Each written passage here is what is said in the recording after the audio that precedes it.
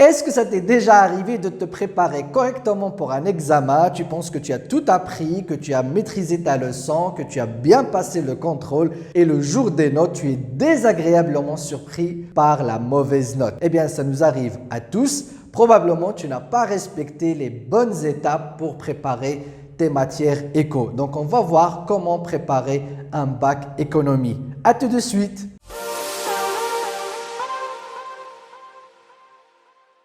Tout d'abord, je tiens à te dire merci. Je remercie tous les élèves, tous les parents, tous les enseignants qui suivent activement cette série aujourd'hui, Prépa Bac 2020, et qui la diffusent un peu partout pour aider les élèves du bac à passer les examens cette année avec la meilleure préparation mentale et psychologique et pour obtenir la meilleure note possible. Si tu viens de me joindre, je te dis bienvenue, je me présente, je m'appelle Faisal Hafidi, je suis coach scolaire et en orientation et fondateur de Learning Coach. Je fais cette série de vidéos pour aider les élèves et les bacheliers à passer le bac cette année avec une meilleure préparation mentale et psychologique, surtout après cette période du confinement. Aujourd'hui, nous allons parler de comment te préparer si tu es en bac éco. En fait, le bac économie est un mélange de matières littéraires et de matières scientifiques. Dans les vidéos précédentes, nous avons parlé du processus à suivre pour une matière scientifique et ensuite pour une matière littéraire. En économie, les deux matières coexistent. Il y a les matières de compta et de maths par exemple, et il y a les matières d'économie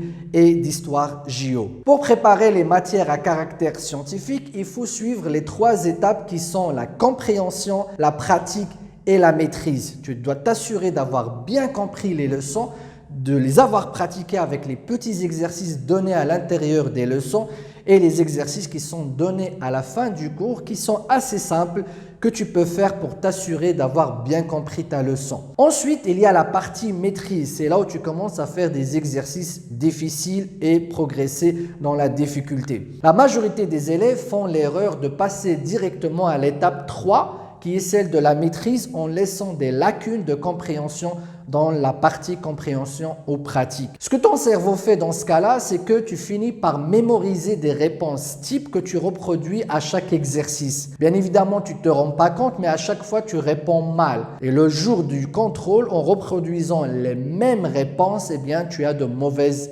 notes. Maintenant, comment préparer les matières littéraires? Pareil, pour une matière à caractère littéraire, ça veut dire qu'il faut apprendre par cœur et reproduire. Il y a trois étapes. La première étape, c'est celle de la compréhension. Tu dois t'assurer d'avoir bien assimilé ta leçon, d'avoir connu tous les termes difficiles et tous les concepts proposés dans cette leçon. Ensuite, tu as besoin de mémoriser par cœur, c'est-à-dire enregistrer toutes les informations dans ta tête et d'avoir toutes les connaissances qui sont dans la leçon dans ta tête. Ensuite, il y a l'étape 3 qui est celle de la reproduction, c'est-à-dire être capable de faire une disserte ou de répondre à des questions par rapport à tout ce que tu as dans ta tête. Alors l'erreur que font la majorité des élèves, c'est qu'ils s'arrêtent à l'étape 2 et ne passent pas à l'étape 3. C'est-à-dire qu'une fois ils ont compris la leçon, ils la mémorisent, mais ils ne s'assurent pas qu'ils sont capables de reproduire leurs connaissances. Parce que pendant l'examen, on ne cherche pas dans ton cerveau si tu as tout mémorisé, mais on veut savoir si tu es capable de réécrire ce que tu as appris ou de répondre à certaines questions, des fois qui ne sont pas forcément directes et liées directement aux informations que tu as mémorisées. L'autre erreur commise dans la préparation des matières littéraires, c'est le fait de vouloir mémoriser sans avoir compris. Mais en fait, encore une fois, ton cerveau va rejeter toutes les informations qui ne sont pas comprises. Tu vas avoir la sensation d'avoir tout mémorisé à l'instant T, mais après quelques jours, voire une semaine ou deux, tu vas tout oublier. Donc, tu dois t'assurer de suivre pour les matières scientifiques et littéraires les trois étapes et ne pas t'arrêter à une étape ou de ne pas sauter une étape en particulier. Maintenant, tu sais comment te préparer pour ton bac éco. Pour les matières scientifiques, tu commences par la compréhension, pratique, maîtrise. Et pour les matières littéraires, tu commences par compréhension, mémorisation et reproduction. Maintenant, tu sais comment t'y prendre. À toi de jouer. Pour tout apprendre sur l'apprentissage accéléré, n'hésite pas à t'abonner à notre chaîne. N'oublie pas de cliquer sur la cloche pour être averti à chaque publication et à liker cette vidéo si elle t'a plu.